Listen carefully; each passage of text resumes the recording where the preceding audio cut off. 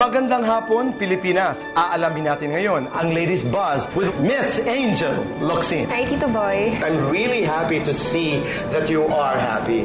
And you look radiant. Bakit? Marami lang kasing happy changes na nangyayari sa akin ngayon. Busy ngayon sa taping sa Lobon. Abangan niyo po yan. At yung family life ko naman is fine. Si Dad is in good health. Alam ko na meron pang ibang nagbibigay sa iyo ng happiness.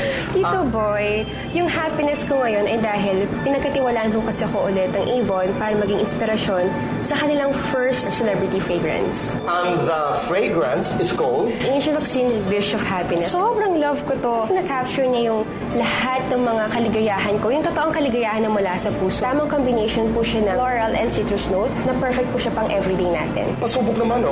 Tango! Tango! Congratulations! Hindi ka lamang naging inspirasyon.